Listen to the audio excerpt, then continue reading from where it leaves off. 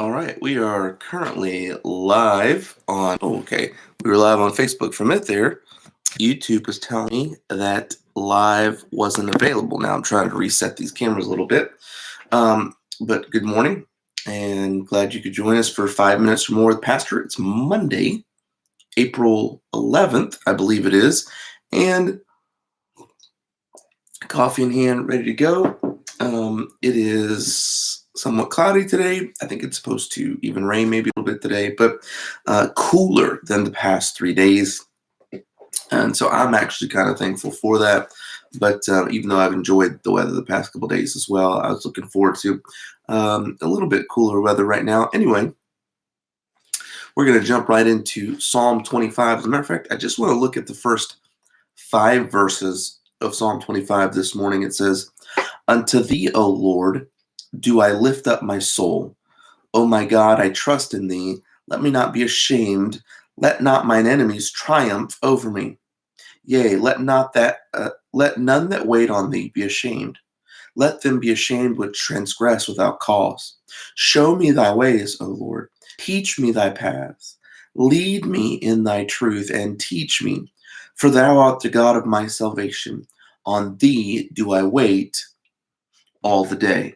These are the first 5 verses of Psalm 25. When we were moving from North Carolina to Oregon, we were obviously traveling. We were driving cross country, and that drive was long enough as it was. And you would think, all right, you're just going to choose the most direct route. But I can remember as we were exiting Kansas and entering Colorado that we were supposed to head towards Denver and then start heading north towards Utah and Wyoming. But I decided that I wanted to take a detour, a slight detour, it wasn't much, but a slight detour south, about an hour or so south. And I wanted to head, rather than head towards Denver, I wanted to head south towards Colorado Springs because I wanted to take my family to the Focus on the Family headquarters in Colorado Springs. I had been there before and loved it and thought it was a neat place. And I knew that in the lower level of it, there was a big area that was an Adventures in Odyssey area, which my kids had listened to and enjoyed. And I just knew we would enjoy it and it would be a good break from those kinds of things. And some people might have thought we were crazy.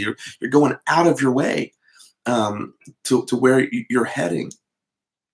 But the truth of the matter is, what we view as important will set the direction. And at that moment, I thought that was important. I thought it was important for our family to.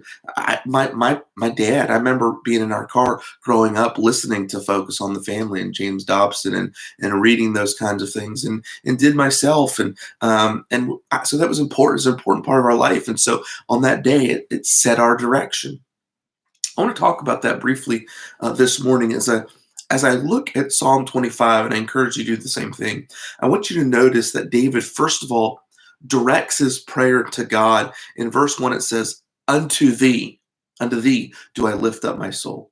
In verse 2, he says, I trust in thee. And then he makes several requests. He says, let me not be ashamed in verse 2, and let not mine enemies triumph in verse 2. And then in verse 3 he says, let none that wait be ashamed, and let them that be ashamed that transgress without cause.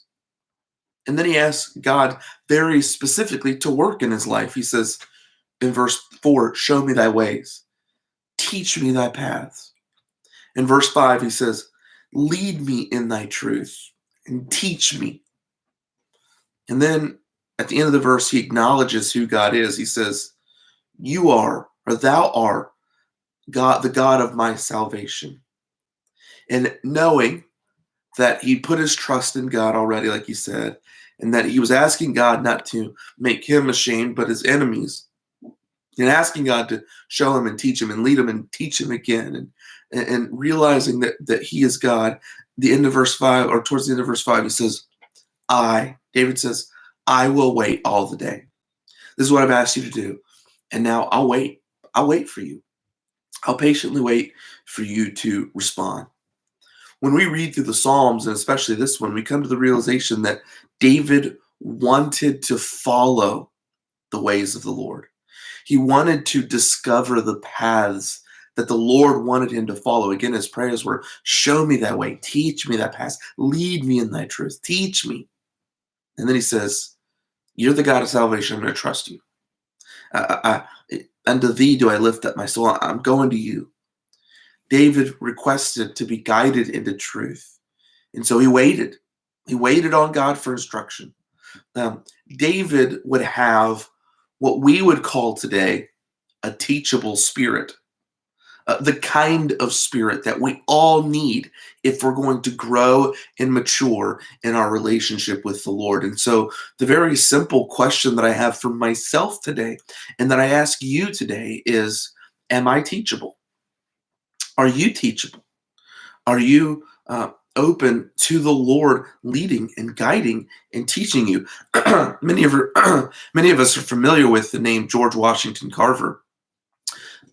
George Washington Carver was the scientist who developed hundreds of useful products for the peanut. He one time wrote this. He said, when I was young, I said to God, God, tell me the mysteries of the universe. But God answered, the knowledge is reserved for me alone. So I said, God, tell me the mystery of the peanut. Then God said, well, George, that's more nearly your size. And he told me, God's not going to reveal to us the mysteries of the universe, but our lives and the details of it, he cares and he knows.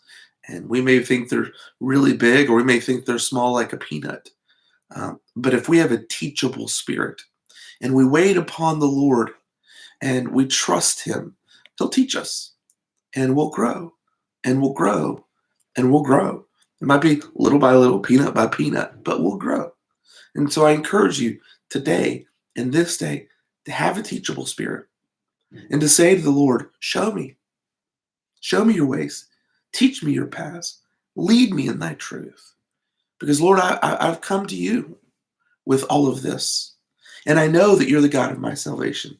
And so I'll just wait and I'll trust you to teach me and to lead me. And that's the kind of God he is. He'll do exactly that. So will you be teachable today? Will I be teachable today? I pray that we will. Have a wonderful day, and we'll talk to you guys later.